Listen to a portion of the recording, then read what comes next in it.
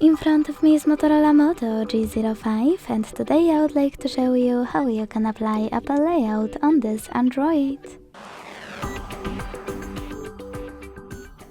Begin by opening Play Store and downloading free app called Launcher OS from Launcher Studio.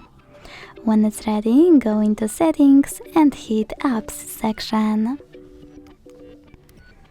Then tap on Default Apps. Select Home app, click on Launcher Pro, tap on Allow All and wait.